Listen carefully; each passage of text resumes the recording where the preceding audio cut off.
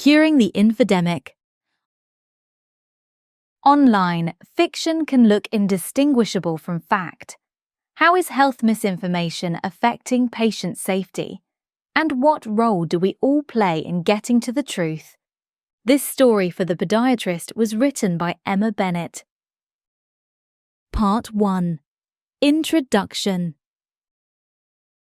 In today's world of fake news and politicized social media channels, it's not always easy to separate fact from fiction. The rise of unregulated information sources, from influencers on TikTok to artificial intelligence, has led to a welter of questionable advice available to the public. And when it comes to health, those false or misleading claims have the potential to be seriously harmful. Health misinformation, defined as false or misleading content that relates to physical or mental health conditions, systems, or medical treatments or interventions, is not a new phenomenon. One of the most well-known cases relates to a 1998 study published in medical journal The Lancet that linked the measles, mumps, and rubella vaccine to autism in children. While this was later retracted and discredited by the scientific community, widespread reporting in the media generated significant fear among parents and may have contributed to vaccine hesitancy, which is still felt today. The proliferation of online forums and social media channels means health misinformation spreads more quickly and to more people than ever before. A review by the World Health Organization found the repercussions of misinformation on X, Facebook, YouTube, and Instagram included an increase in erroneous interpretation of scientific knowledge, opinion polarization, escalating fear and panic, or decreased access to healthcare. Part 2. Limbs at risk. From wellness influencers suggesting a change of diet can cure cancer to the latest insole claiming to fix bunions, misinformation is widespread.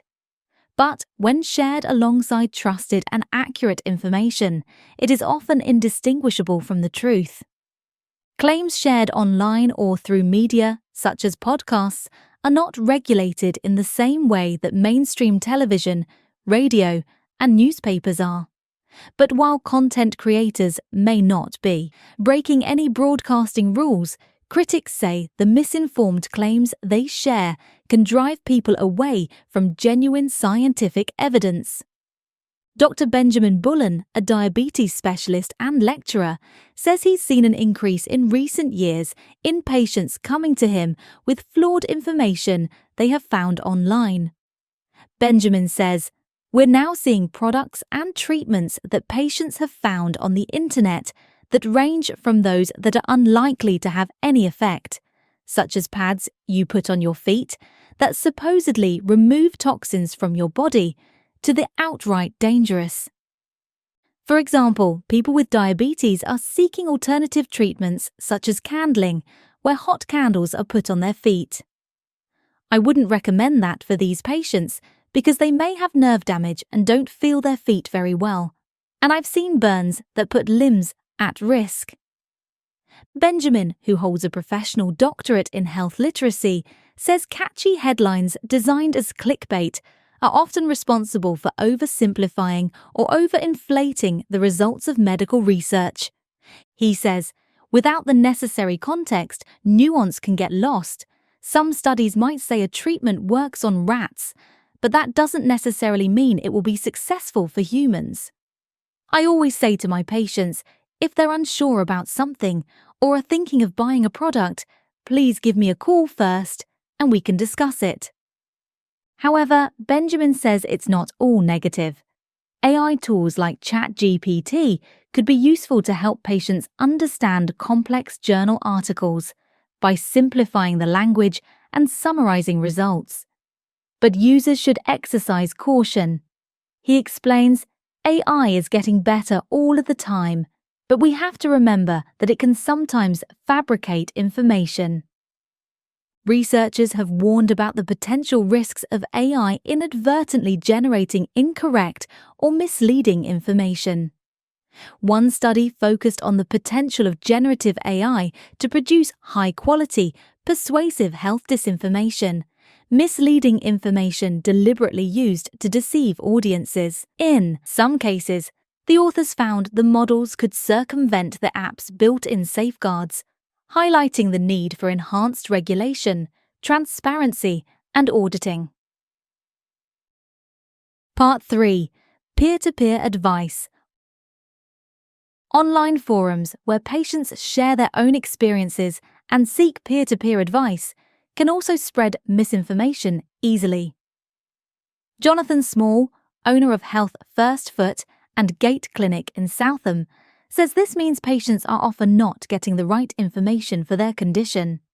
He explains, "There's a public forum called Plantar Fasciitis UK that has about 12,000 members. And because each member has foot or heel pain, they assume they have plantar fasciitis rather than one of the other 40-plus possible diagnoses. So, while they are getting advice about what worked for their peers, it's not necessarily the right treatment for them. That situation is dangerous. It can delay treatment and affect quality of life.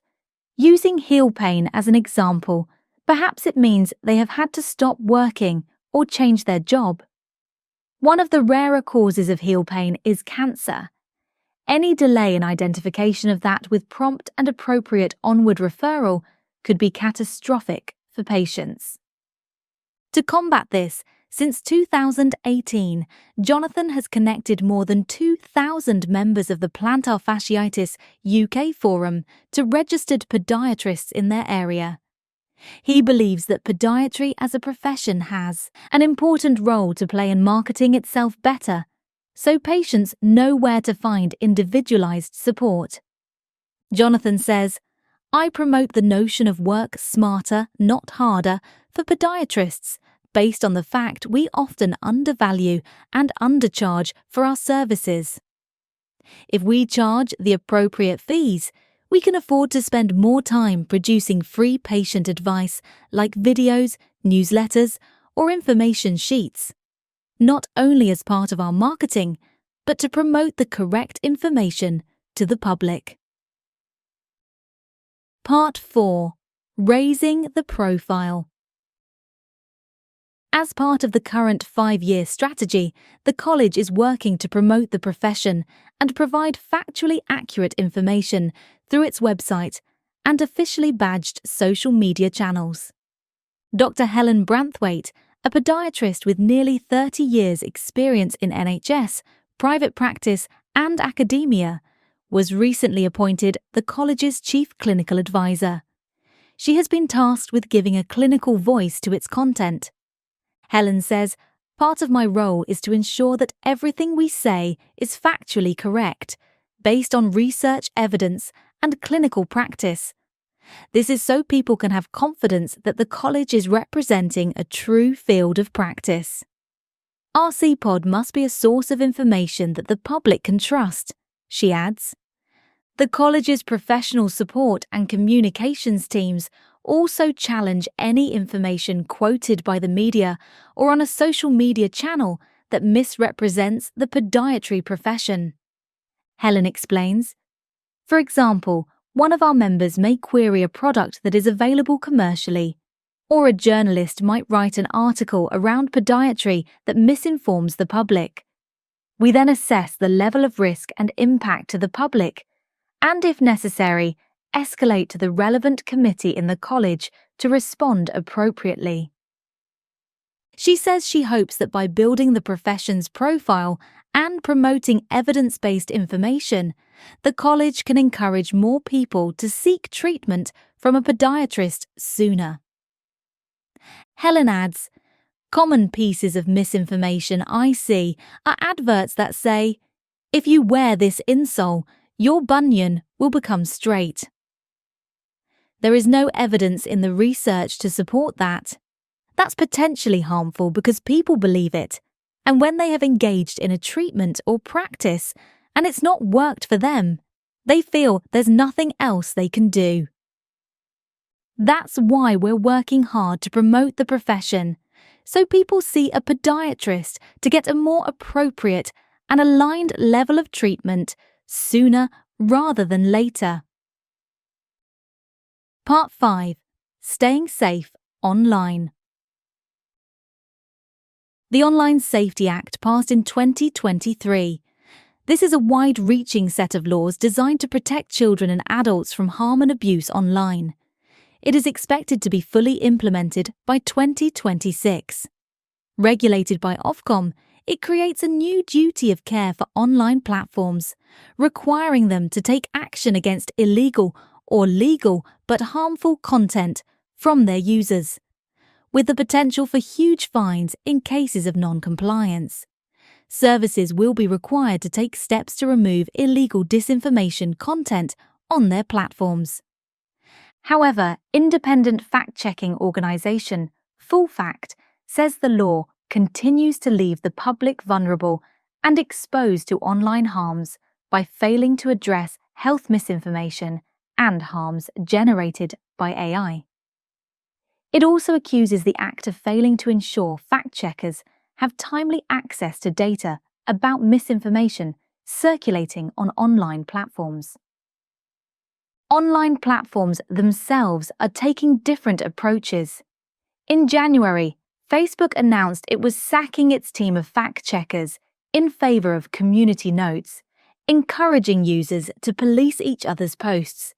In contrast, YouTube has been actively attempting to battle disinformation since 2023, when it launched a verification system for medical professionals. Videos from authoritative health sources, such as government departments, are also prioritized when a user searches for a health topic. Part 6. Improving health literacy.